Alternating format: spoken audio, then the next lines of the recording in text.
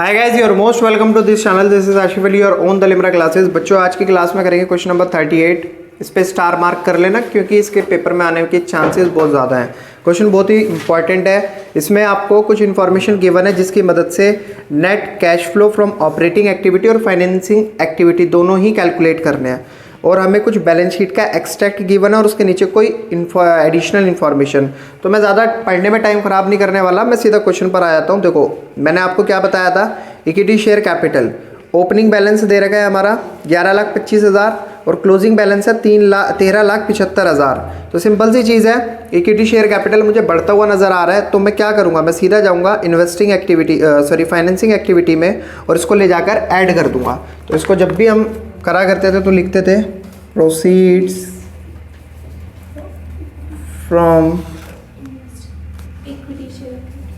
Equity share capital, और इन दोनों का डिफरेंस लगभग 2.5 लाख रुपए आएगा, 2,50,000। फिर इसी के नीचे 5% प्रेफरेंस शेयर कैपिटल दे रखी है मेरे को। ओपनिंग 7.5 लाख है और क्लोजिंग 5 लाख है, तो यहाँ पर जो है डिफरेंस अगर निकाला है तो नेगेटिव आया, यानी कि कम हुई है। प्रेफरेंस शेयर कैपिटल क्या हुई है, कम हुई है, तो हम इसे माइनस करेंगे। Redemption of preference share capital, इसे हम 2.5 लाख रुपए से कर देंगे माइनस। फिर इसके बाद जनरल रिजर्व। अब जनरल रिजर्व कहाँ का पार्ट होता था, ये होता था हमारा वर्किंग नोट का पार्ट, आपको याद होगा, जिसे हम ट्रांसफर टू रिजर्व के नाम से जानते थे। सबसे पहले लिखते थे हम प्रॉफिट फॉर द ईयर, और इसमें क्या करा जाता था, क्लोजिंग माइनस ओपनिंग। तो नीचे है कहीं प्रॉफिट, हाँ दे रखा है, प्रॉफिट दे रखा है 3,75,000, क्लोजिंग दे रखा है 3,75,000 माइनस, और ये नेगेटिव 3.5 लाख रुपए। तो इसको कैलकुलेट करने के बाद क्या आएगा, 3,75,000 और 3.5 लाख, 7 3 10 2 12, 7,25,000। अब ऐसा क्यों हुआ, क्योंकि हमें क्या करना होता था, क्लोजिंग माइनस ओपनिंग। अब एक नेगेटिव तो बीच में आया ही आया, प्लस दूसरा हमें जो ओपनिंग बैलेंस दे रखा है वो ऑलरेडी नेगेटिव दे रखा है, तो नेगेटिव नेगेटिव पॉजिटिव हो जाएगा और ये बन जाएगा 7,25,000 रुपये। इसके बाद अब मैंने आपको बताया जनरल रिजर्व। जनरल रिजर्व में आपको क्या करना है, लिखना होता है, ऐड करना होता है ट्रांसफ़र टू रिजर्व के नाम से, और ये क्या दे रखा है, ट्रांसफ़र टू रिजर्व 3 लाख और 3,75,000। तो हम क्या करेंगे, 75,000 को इसमें कर देंगे ऐड। फिर इसके बाद आता है सिक्योरिटी प्रीमियम रिजर्व। अब सिक्योरिटी प्रीमियम रिजर्व का ओपनिंग बैलेंस कुछ नहीं है और क्लोजिंग बैलेंस है 25,000, यानी कि SPR बढ़ा है, तो मैं यहाँ पर लिख दूंगा, ऐड कर दूंगा सिक्योरिटी प्रीमियम रिजर्व 25,000 हम यहाँ ऐड करेंगे। फिर इसके बाद आता है प्रोविज़न फॉर टैक्स। देखो, इसका एक लेजर अकाउंट मैंने पहले से ही तैयार कर रखा है जिससे कि हमारा टाइम बचे। तो लेजर अकाउंट में ओपनिंग बैलेंस और क्लोजिंग बैलेंस आपको सबसे पहले पता है वो डालना होता है, क्योंकि एक लायबिलिटी अकाउंट है। तो सबसे पहले इसमें ओपनिंग बैलेंस जो डलेगा वो डलेगा इसका क्रेडिट साइड। तो मैं यहाँ पर डाल देता हूँ बाई बैलेंस BD 50,000, और क्लोजिंग डलेगा यहाँ पर टू बैलेंस CD 1 लाख रुपए। ठीक है। अब इसके अलावा कोई ऐसी एडिशनल इन्फॉर्मेशन जो हमें यहाँ पर यूज़ करनी है वो बिल्कुल दे रखी है। आप देखो एडिशनल इन्फॉर्मेशन में third point, income tax 1,12,500 has been provided during the year, यानी कि ये बनाया गया है कि 1,12,500 रुपये का। तो मैं इसे किस नाम से डालूंगा, बाई बैंक प्रोविज़न, साइड में लिख दो जिससे कि आपको याद रहे, provision made during the year. ये बनाया गया है, 1,12,500 रुपये का प्रोविज़न बनाया गया है प्रोविज़न फॉर टैक्स के लिए। अब बस इतना ही काम होना था इसमें। ये हो गया 1,12,500 और 50,000, तो ये हो गया 1,62,500। इसको लेकर आ जाएंगे हम डेबिट साइड, 1,62,500 इसमें से इसको माइनस करेंगे, बचेगा 62,500। तो ये होता था हमारा टू टैक्स, ये इतना टैक्स पे करा गया है। तो आप कहीं ना कहीं देखो ये आउटफ्लो हो रहा है, ठीक है।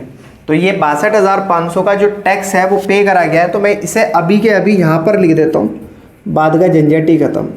62,500 का टैक्स पे करा गया। आपने देखा होगा जब भी आपने ऑपरेटिंग एक्टिविटी में काम करा होगा तो यहाँ टैक्स पे लिखना बिल्कुल आपको ध्यान रखना है।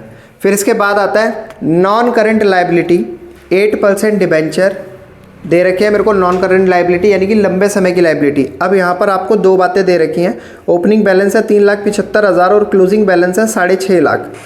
अब 8% यानी कि इसका जो इंटरेस्ट है वो भी हमें कैलकुलेट करना पड़ेगा।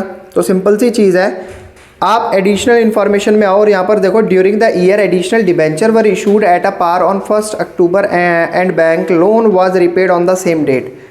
जो एडिशनल डिबेंचर हैं वो 1 अक्टूबर को खरीदे गए हैं, यानी कि हमारी जो कहानी चलेगी 3,75,000 की वो 1 अप्रैल से 31 सितंबर तक चलेगी, और फिर उसके बाद 4 लाख की जो कहानी चलेगी, 6.5 लाख की जो कहानी चलेगी वो 1 अक्टूबर से 31 मार्च तक की चलेगी। तो इसमें दो बारी में आपको इंटरेस्ट कैलकुलेट करना है, आप इस बात पे ज़्यादा से ज़्यादा ध्यान रखना। 26 और 15 को दोनों को ऐड करेंगे तो ये बनेगा टोटल हमारा 41,000 रुपये इंटरेस्ट, डिबेंचर का इंटरेस्ट। तो ये जो डिबेंचर का इंटरेस्ट है इसका क्या करना पड़ता है, जो हमारी फाइनेंसिंग एक्टिविटी है उसके अंदर हमें इसे माइनस करना पड़ेगा। इंटरेस्ट ऑन डिबेंचर्स कितना, 41,000 रुपये। और सेम इसी के नीचे शॉर्ट टर्म बोरोइंग में 8% बैंक लोन दे रखा है, तो इसका भी जो आप कैलकुलेशन करोगे वो भी सेम रहने वाली है। 1,25,000 की 6 महीने के लिए 8% के हिसाब से आप कैलकुलेट करोगे तो वो कुछ आएगा, वो देख लेते हैं क्या आएगा। 1,25,000 का 6 महीने के लिए 8% के हिसाब से, 0 से 0 कैंसिल, 0 से 0 cancel, 6 come 6 6 12 2 Ekam 2 2 Chowk 8, 1250 multiply by 4 0 4 पंजे 20, 4 दूनी 8 9 10, हासिल 1 4 एकम 4 और 1 5, 5,000 इसका आ गया। और बचा हुआ 1 लाख, 1 लाख का आएगा हमारा 4,000 रुपये। तो टोटल अगर मैं इसको ऐड कर दूं तो ये बन जाएगा 9,000 रुपये बैंक लोन।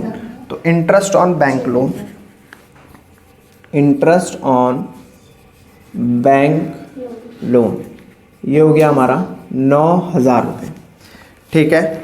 अब आपको डिबेंचर जो दे रखे थे वो 3,75 से कितने के हो गए, 6.5 लाख रुपए के। इस बात पे भी ध्यान देना है। तो कहीं ना कहीं आपका जो डिबेंचर है वो बढ़े हैं, तो मैं इसको लिखूंगा proceeds from issue of debentures. तो कितने रुपए के बढ़ रहे हैं, 3,75 माइनस 6.5 कितना होगा, 2,75,000 रुपये। इसके बाद आप नीचे देख सकते हो ट्रेड पेबल्स, ट्रेड पेबल्स का नाम आ रहा है। तो ट्रेड पेबल्स क्या है, मेरी एक तरीके की करंट लायबिलिटी है। और यहाँ पर क्या हो रहा है, करंट लायबिलिटी बढ़ रही है, घट रही है, बढ़ रही है। तो जब करंट लायबिलिटी बढ़ती है तो मैं उसे क्या करता हूँ, ऐड। तो मैं लिख दूंगा यहाँ पर ट्रेड पेबल कितने रुपए बढ़ी है, 2.5 लाख रुपए। यहाँ पर मुझे इसे ऐड करना पड़ेगा। नीचे लिखा है ट्रेड रिसीवेबल, यहाँ पर क्या है, करंट असेट मेरी बढ़ रही है तो मुझे इसे माइनस करना पड़ेगा। ट्रेड रिसीवेबल, और ये क्या हो रही है, बढ़ रही है कितने रुपए से, 1.5 लाख रुपए से। तो मुझे इसे यहाँ पर माइनस करना पड़ेगा, ठीक है। ऊपर जो बैलेंस शीट का एक्सट्रैक्ट था वो मेरा पूरा खाली हो चुका है। अब मैं जो एडिशनल इन्फॉर्मेशन रह गई है सिर्फ उन्हीं बातों पे ध्यान देने वाला हूँ।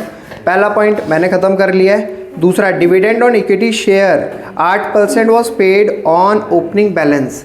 अब यहाँ इक्विटी शेयर के डिविडेंड की बात आई है, और मैंने आपसे बोला है, हमेशा बोला है कि जब भी डिविडेंड की बात आ जाए इक्विटी शेयर की तो प्रेफरेंस शेयर को अपने आप लेकर आ जाओ। तो प्रेफरेंस शेयर का सबसे पहले कैलकुलेट करेंगे। यहाँ पर मैं प्रेफरेंस शेयर का कैलकुलेट कर लेता हूँ।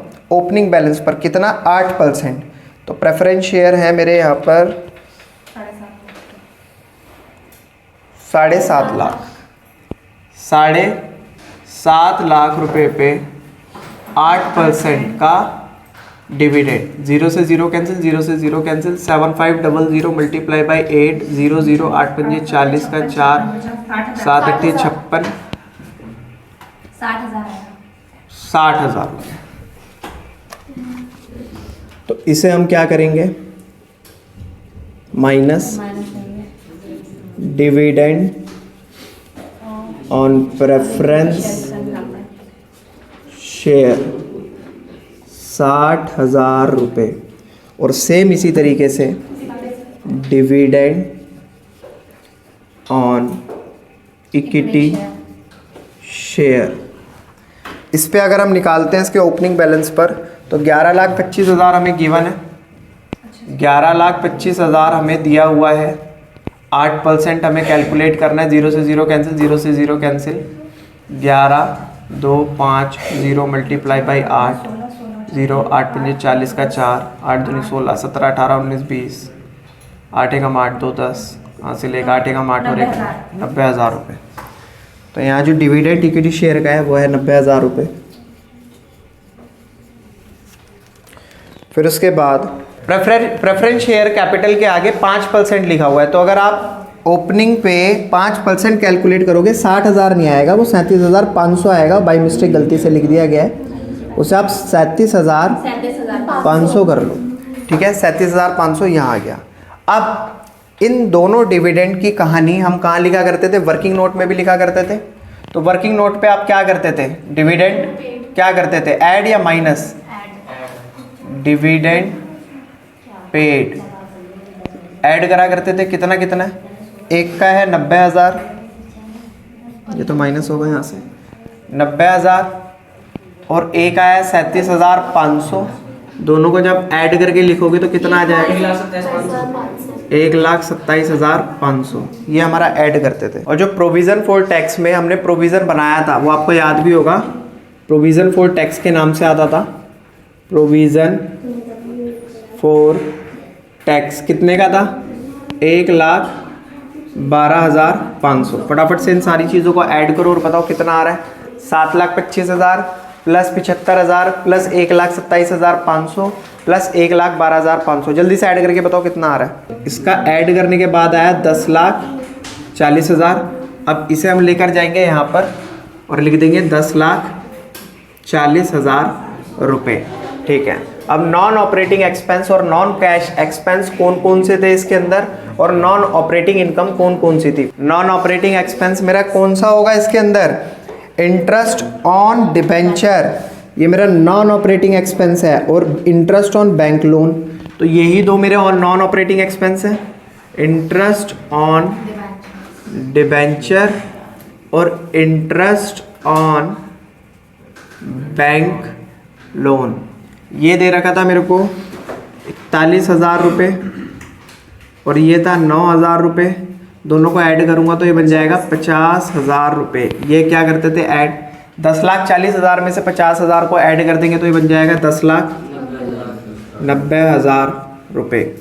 अब इसमें आपको क्या करना है, 10,90,000 में 2.5 लाख को ऐड करना है, उन दोनों को अलग ऐड करना है और इसमें से माइनस कर देना, और फिर बताओ क्या आएगा, जल्दी बताओ कैलकुलेट करके। तो इसकी कैलकुलेशन के बाद आ रहा है 11,27,500 रुपये।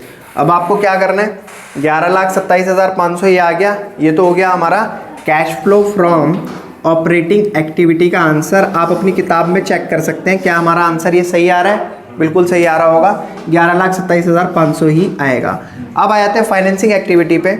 जो भी आपको दिख रहे हैं ब्रैकेट से बिना ब्रैकेट वाले अमाउंट, उनको एक तरफ ऐड कर लो, और जो ब्रैकेट वाले अमाउंट दिख रहे हैं उनको एक तरफ ऐड कर लो, और जिसका जो ज़्यादा आ रहा है मतलब उसे प्लस माइनस कर लो, और फिर बताओ इसका आंसर क्या आ रहा है, जल्दी बताओ। पॉजिटिव आ रहा है और नेगेटिव आ रहा है। Last point, redemption of preference share. कितना था वो, 25,000 था शायद। ये रिडम्पशन जो होगा ये माइनस होगा, क्योंकि इसकी वजह से पैसे जा रहे हैं फर्म से। 97,500। तो ये है हमारा cash flow from financing activity. I hope आपको क्वेश्चन बहुत अच्छे से समझ आया होगा। अगर क्वेश्चन आपको वाकई समझ आया तो प्लीज़ वीडियो को लाइक कमेंट शेयर ज़रूर कीजिएगा।